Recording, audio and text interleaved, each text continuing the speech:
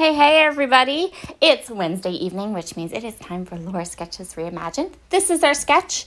I am getting rid of that circle. I am not doing the mixed media, and I'm doing 3 photos instead of 2. So I'm definitely switching this sketch up. I'm going to be playing with My Mind's Eye new collection, Gingham Foundry. I got this from a cherry on top, and it is back in stock now. So run, go get it if you haven't gotten it yet. I did do an unboxing showing all the different pattern papers and all the different elements in this collection. It's absolutely gorgeous. I chose this collection to go with my photos pretty much because of that paper right there, which matches my dining room tablecloth, which is in the photo, a little too perfectly and had to happen. So I'm going to go through all of the patterns, kind of pick out the patterns that I want to use today. You'll notice that my photos today include a pop of red. My son is wearing this bright red shirt in this photo, and the way we're going to deal with that red shirt is by completely ignoring it. And I think at the end, I succeeded. We're going to focus our attention on the other colors in the photos, and which is like a blue and a yellow and all those kind of fun things. So I'm just going through all of my supplies, kind of whittling it down a bit. This is the first layout I've created with this collection. So there's always a bit of whittling that needs to happen when you are working with a collection for the first time. This collection is cream based, so what I'm going to do is work on a sheet of craft cardstock as my background. Another really great background when you have a cream colored collection is a speckle tone paper from the Cardstock Warehouse. I am currently out of speckle tone paper in starch white, which is like my favorite cream colored kind of off-white-ish paper. So I opted for craft. And I'll just have to, next payday, make sure I grab myself some speckle tone starch white cardstock. I am cutting all the papers down to kind of go with where the sketch calls for layers. And I am also going to cut some mats for my photos. So all 3 of my photos are 3x4, which makes cutting nice mats for them super easy. I'm going to do 2 mats from this pretty gorgeous wood grain paper, and I'm going to cut those at 3 1/4 by 4 1/4. Then I'm going to grab another pattern and cut that one to make a larger mat so that my middle photo, which is going to be the photo I most want to highlight, will be popped up for extra dimension and have a wider border around it. I'm going to go ahead and ink the edges of all of these layers of paper using Distress Oxide ink in Vintage Photo.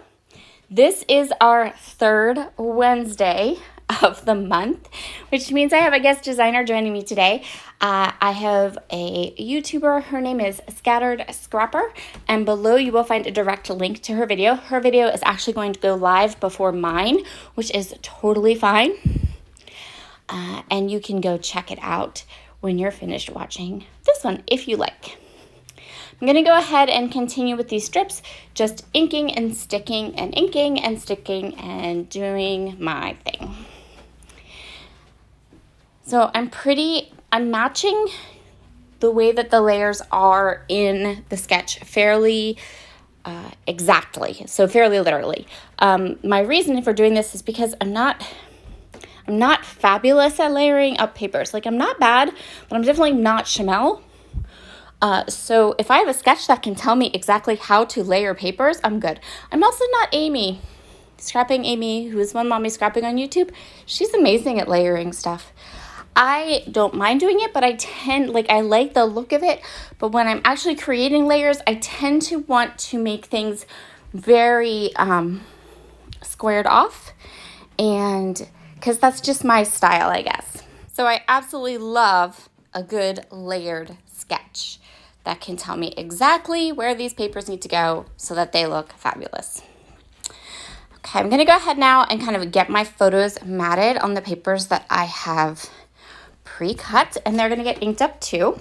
And then I'm going to go ahead and grab my Big Mama roll of foam tape, and I'm going to pop this middle photo up. If you ever wonder about my tear tape or my red line tape or my foam tape that I use for my layouts, I get my adhesive from Spiegelmom Scraps, and I will leave a link down in the description box below because we are also going to work with her fab for foil for this layout today. So once I have my top photo and my bottom adhered to my page, I'm going to go ahead and take the backing paper off of my foam tape and kind of center it nicely right there in the middle. I really, really like the look of this sketch with the 3 photos. And you know, adding an extra photo to my layout is kind of not something I do all the time, right? Because usually I am going ahead and looking for a way to only put 1 photo on a page. But for this one, I liked all 3 of these photos and decided to print them all off and use them. I did cut this 3 by 3 inch square and then cut it diagonally. This is something that appears in the sketch. Now at this point, there is on the sketch like a scalloped border, and I knew I didn't want a scalloped border, but I'm kind of missing that little extra layer, and I'm also missing a bit of lightness. I feel like this layout is getting a little bit too dark too fast, so I need to add a little something to brighten it up just a bit. So I'm going to grab the B side to that really dark kind of navy paper. It has a really cool kind of text on it that says like just the perfect things that will work with what I am documenting, which I will talk about in a minute. Instead of a scallopy border though, which I don't have a good scalloped punch. Just don't have a good one. I am opting for a torn edge. I really like torn edges. And I'm just going to go ahead and kind of fudge this a little bit since I already have the foam tape and my photo attached down. And let me tell you, that foam tape is like super sticky. So I'm just going to go ahead and do this. And that gives me that kind of pop of lightness that I was craving on this page. I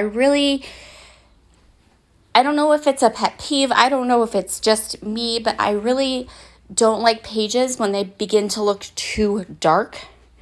I really like a good amount of color. Like I don't like things that are completely washed out. I like something in the middle. But this was really calling that it needed just a little pop of that white. Now, for my title, I am going to grab a bit more craft cardstock, and I'm going to grab some dies. I love making my own letters with some letter dies, and I have these from Waffle Flower. So these have 2 layers. They have an inside and outside layer. I'm going to end up using just the inside layer, not the shadow layer. But these are really great dies because a lot of dies don't have that shadow layer. So that's kind of what makes this one just a little bit awesome and unique. So I'm going to go ahead and die cut all the letters for part of my title. Some of my title is going to be used with a die cut from the die cut pack. So what I'm doing here is I'm going to get my spacing right, and the name of my layout is going to be the coin collector. So my youngest son, he went through a stage. So these photos are about 2 years old. They're from 2019. And he went through a stage where he was all about collecting coins. And he still has his coin collection. I mean, it's not something he gets out and uses as much as he did a couple of years ago, but he does still have it. Anyway, when he was really into the coin collecting, I took these photos of him with his coin collection.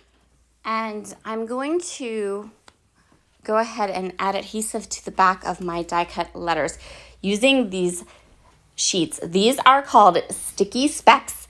It's sheets of like tiny micro adhesive.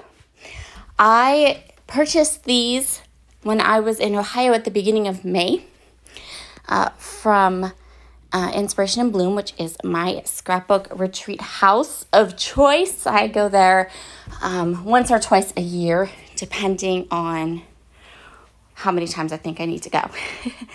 And I will leave a link. Abby does have an online shop, Abby is the owner, and she is so sweet and fabulous.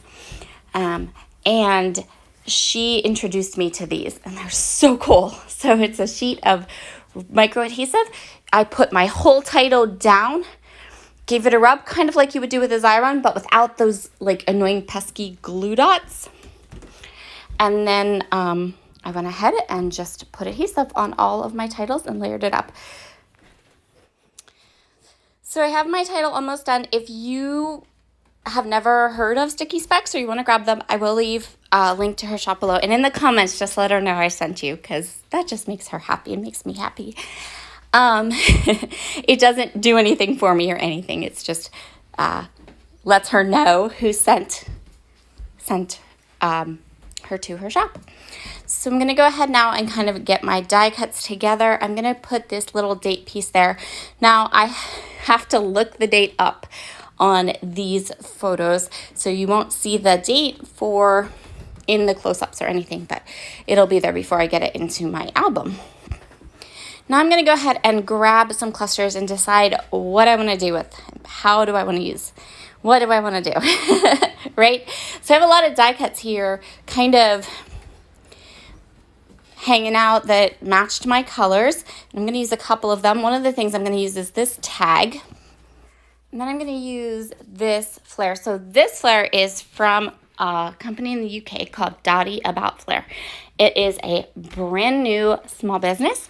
I did a haul video that went up late last night on my channel. So if you haven't checked that out, you can check that out. And then in the description box of the haul video, you can find the link to the shop, which is actually right now just a selling group on Facebook. And the website and things like that are in the works.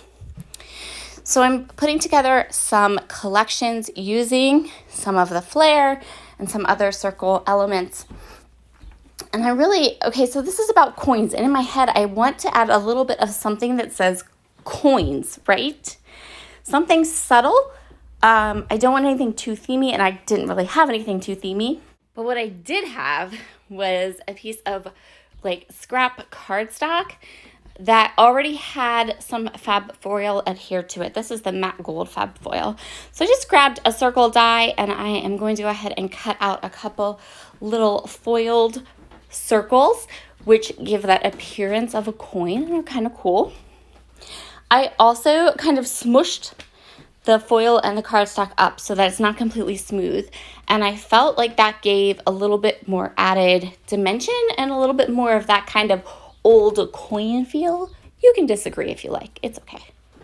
And now that I kind of have coins, coin-looking things, I'm going to go ahead and we're going to create some clusters using the circle elements and the Dotty About Flair and these cute little matte gold coins. And that is what we're going to do. That's what we're going to call this one done. I'm just going to hear everything down. And there we are. Thank you so much for joining me this evening. I hope you have enjoyed the process. Be sure to head over and check out the Scattered Scrappers YouTube channel and check out her interpretation of the sketch. Have a wonderful, wonderful day, and I will see you all again soon. Bye.